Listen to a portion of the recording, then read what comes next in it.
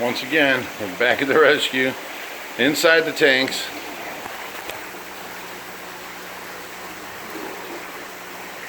Wiping off the inside glass. I'll try and keep this on here the whole time he's in there.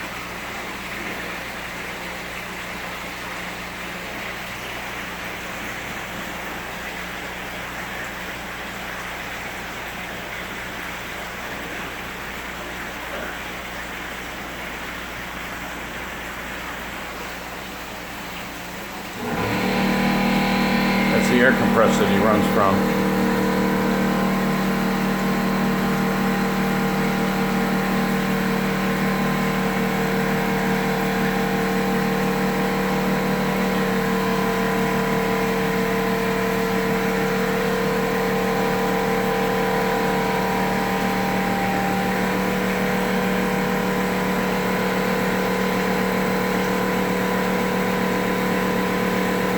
See that stuff coming off of that wall?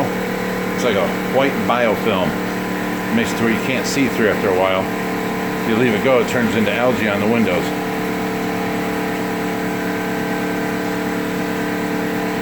He's got to wipe it off the windows, the glass, the walls, everything.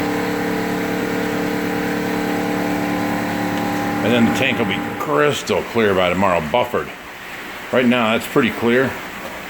It's a lot clearer than this side that we haven't wiped the window off with. See how it seems dingier? And over here it's definitely clear. But tomorrow we'll come out here and this will be so buffered clear. It's crazy. I love it when you first clean off all the biofilm. The next day it looks like a brand new store-bought tank that no algae's ever grown in.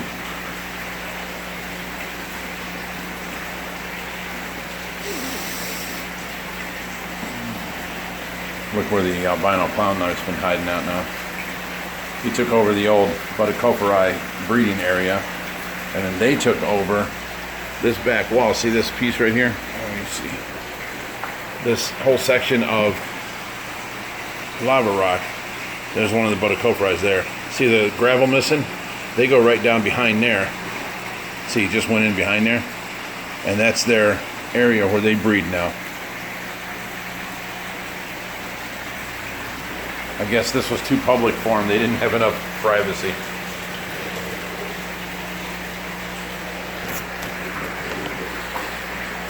Okay, let me move this ladder away.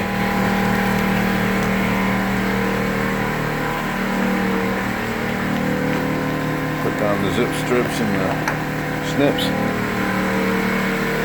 I will move this back.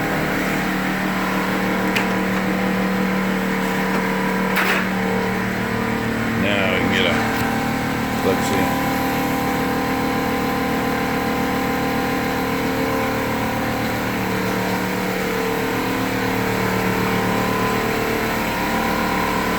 See that grate right there? We had to make that for this overflow. There it is. Right there. Now you can see all the film that's coming off into the water. But that overflow, we have a big 3-foot lungfish that comes up out of the rocks, and he likes to cover that overflow with his body and get sucked to it. Then water overflows the 4,000. So we had to put this grading mechanism on top of it, covering the hole, and that way he wouldn't get sucked to it.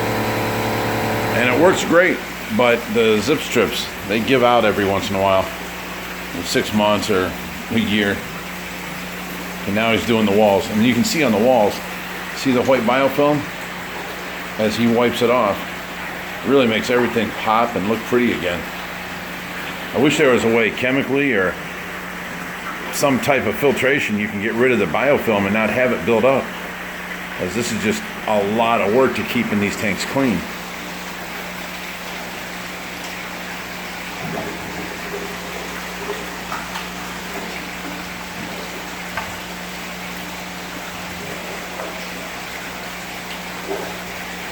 And that's a big sponge that came out of a wet dry filter. He wipes the walls with that.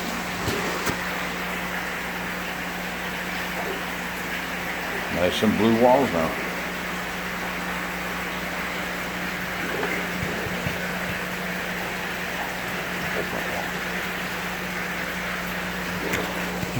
Did you do all that? Wipe. There you go.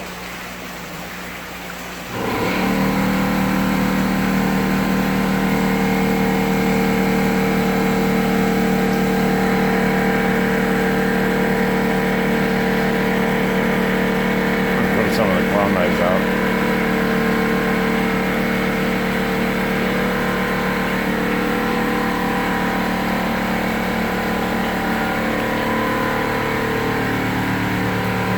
Oh, Schwarzenegger.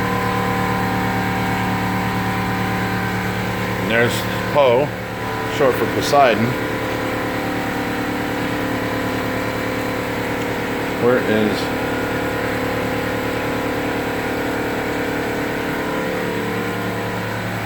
back there is Bert right there. No, that's Heisenberg. Where's Bert? Oh no, that's Bert on top. Let me get out of the shadow. There you go. There's Bert. There's Heisenberg right there. Heisenberg and Bert.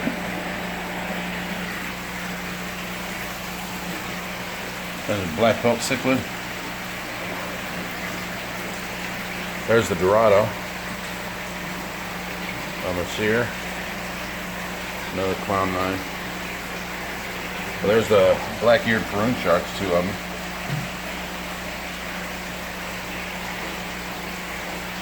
Datnoid, Laverinas. Yeah, see now you can see it getting cloudy, filling up with that biofilm. It's all in the water now instead of being stuck to the wall. And the filtration will clear that up. There, while he's cleaning the back wall, I'm gonna do a little. Let's see at the other tanks here. This is the 1,000-gallon. There's the African arowana, iridescent shark, flagtail, some parrotfish, iridescent shark I got from New York, and his buddy. Here's another flagtail up here, some more parrotfish. There's another iridescent shark and a ballard shark, or some people call them tricolor sharks. Then there's a tiger silver dollar. Thin bar silver dollars. We have spotted silver dollars. See the spots on this side. Another little Datnoid. He's about 8 inches. Oh, there's one of the eels right there. He blends in with the wood pretty good. We got another one right here. That's the tire track eel going under there. There is a black spotted eel, a python eel, and a fire eel also in here somewhere. Oh, there's the Fly River turtle, Nibwood Jr. He's so cute. Oh, there's another eel. There's the fire eel there. Try and get him around the side. There he is.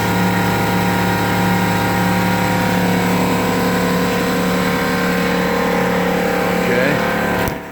Quarantine cub. Now here's a big pool.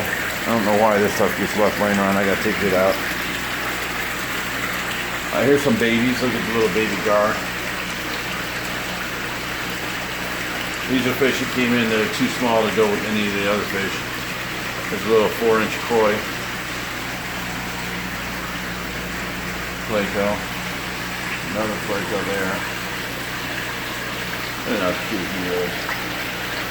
Little long nose gar. I'll show you the size of him. There's my finger. Isn't he cute now? He's tiny. There's a little Synodontis cat back there. Another Placo back there, waiting to go out. And then our apple snail farm.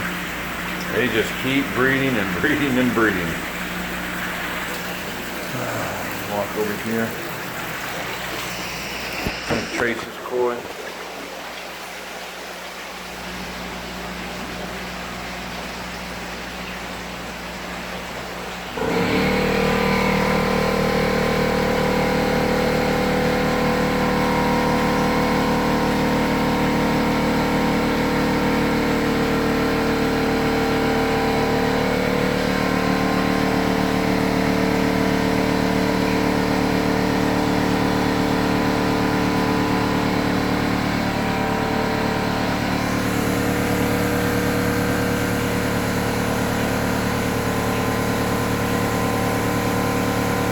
have to say, I think this one here is my favorite.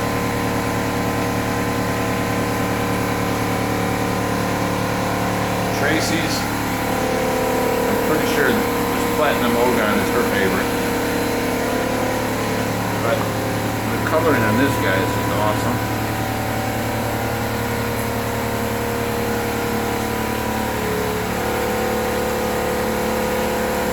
They follow the camera, the rest of the tank's empty.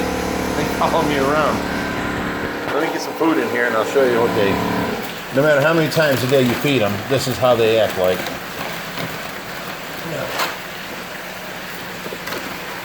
Okay, here we go.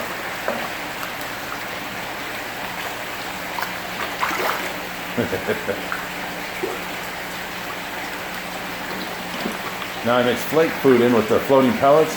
They go crazy on the floating pellets at first, and then afterwards, everybody else goes through the gravel for the flakes. And they do that for the next half hour now. See that tank, the side of the tank, empty.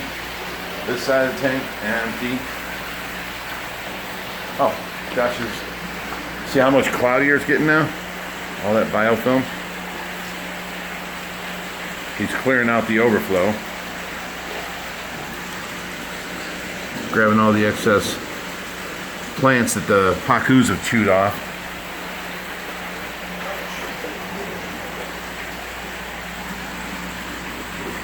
Anytime you have pacus in a tank, you can't have plants in there, rubber lines. They just eat them. He's collecting pieces of plant everywhere. That usually gets into the overflow and gums up the works. Hey, hey, yeah, give it to me.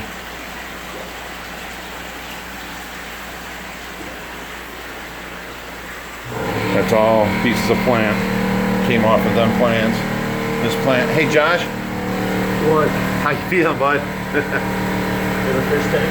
Down on the floor over here, that tree that's in the corner, it's got a bunch of branches that are down on the floor into the rocks. You can pull them out too.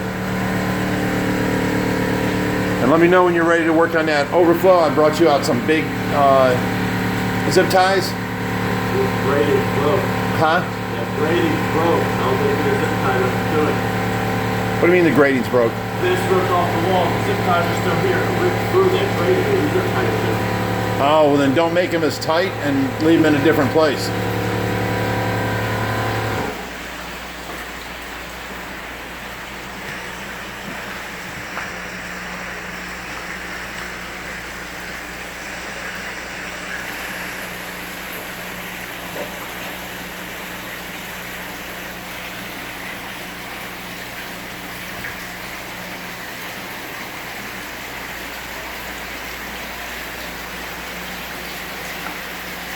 Oh well, while he's taking a break, let me walk you around.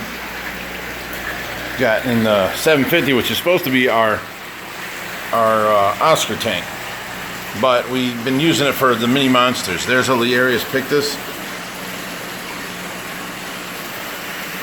There's our what's this? Chinese Wells. That's what it is. I forget. He's back there. Let me zoom in on him.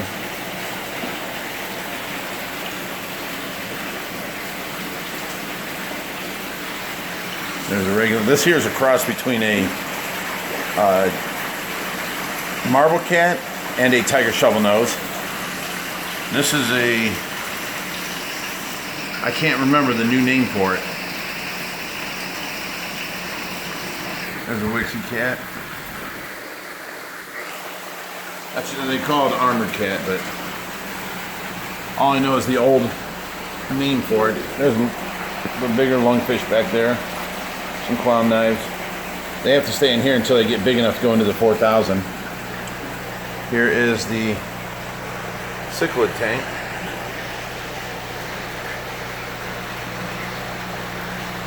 There's some pretty ones in there.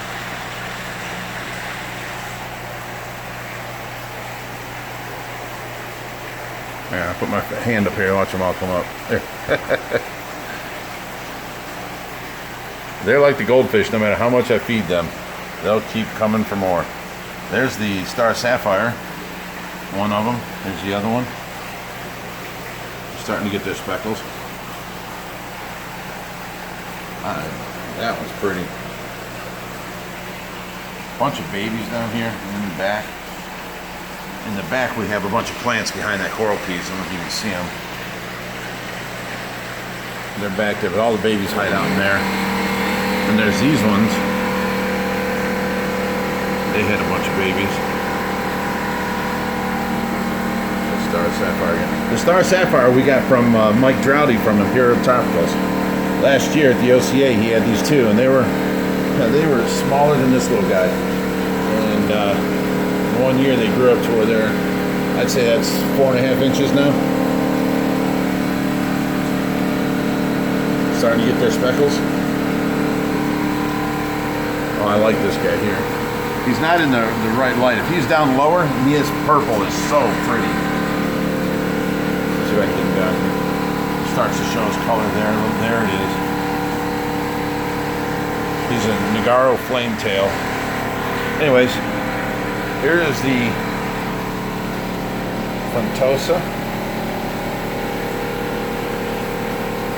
Now in there we have some Synodontis cats. But mainly Frontosas in there. I like them. Then there's the Blue Azules. Peacock Bass, there's 2 of those. And 2 of the Arinos.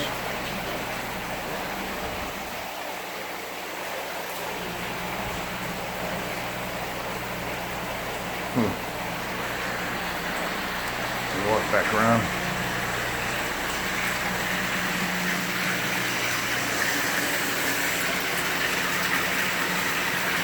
One of the big rays is about, I'd say it's 17 inches from side to side.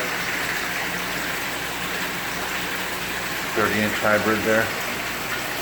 Yeah, maybe 34, something like that. He's pretty big. These guys are all in quarantine. There's another alligator gar over there. Things under here. You can tell I'm using the Pima Fix. You see the foam up there. You can't smell it, but it's minty smelling in here. Oh, ouch. Oh, wow. All that was down in the rocks, huh? Yeah. Okay, well then I think you're done in there. And bring the ladder back. You on out?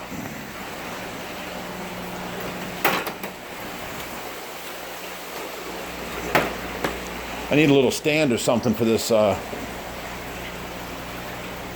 phone.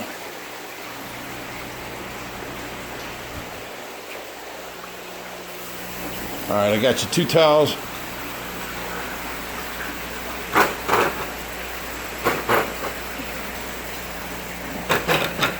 Okay, all set. Take your weight belt off.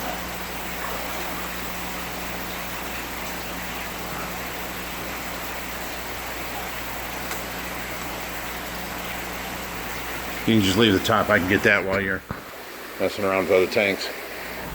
That poor boy, look how hard it is getting out of there. You only got, what's that, about 20 inches, 24 inches on top of that? Well,